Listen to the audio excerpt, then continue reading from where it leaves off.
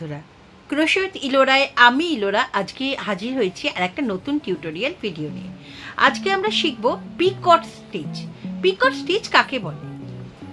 Picot, PICOT, Picot.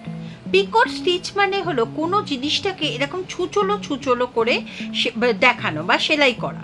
মানে ধরুন আমরা একটা পাপড়ি, নর্মালি পিকট স্টিচ ইউজ হয় পাপড়ি তৈরি করার ক্ষেত্রে, যেটা সানফ্লাওয়ারের ক্ষেত্রে ভীষণভাবেই ইউজ হয়। এছাড়াও বিভিন্ন অন্যান্য ছোট ছোট কাজে পিকট স্টিচ ইউজ হয়। দেখুন, পিকট হলো কি যেটাকে ছুচলো করা হয়। তো ধরুন আমি যেমন সানফ্লাওয়ারের পিকট করছি।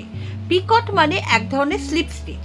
ধরুন আমি এই সানফ্লাওয়ারটা বানাচ্ছি, তো আমি কি করব, প্রথমে আমি এখানে সিঙ্গেল ক্রোশে করেছি, এবার আমি একটা ডাবল ক্রোশে করছি ওই ঘরে।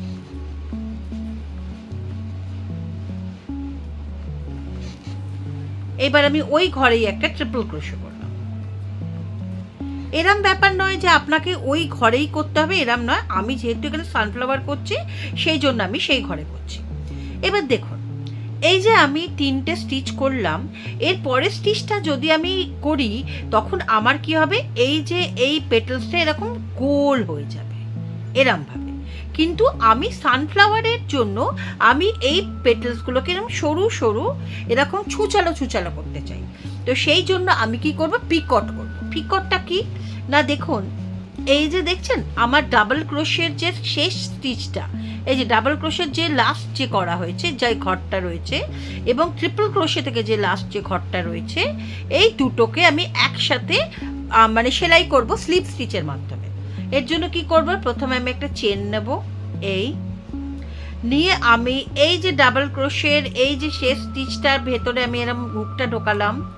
ট্রিপল ক্রোশের এই যে দেখুন আমি শেষ স্টিচটার ভেতর হুকটা ঢোকালাম, ঢুকিয়ে আমি এরম করে ইয়ার্ন ওভার করে নিয়ে চলে এলাম একটা লুপ। দুটো লুপের সৃষ্টি হলো, নতুন লুপটাকে পুরনো লুপের ভেতর দিয়ে ক্রস করিয়ে দিলাম। এইভাবে হয়ে গেল স্লিপ স্টিচ এবং পিকট। এরপরে আমি আবার ধরুন ট্রিপল ক্রোশে করছি পরের ঘরটায়, আবার ডাবল ক্রোশে করছি পরের ঘরটায়, সিঙ্গেল ক্রোশে করলাম পরের ঘরটায়, 3টে চেন করলাম। এই দেখুন কি সুন্দর হয়ে গেল, দেখছেন ছুঁচের মতো। এইটাকে বলা হয় পিকট। পিকট এই জন্যই করা হয়।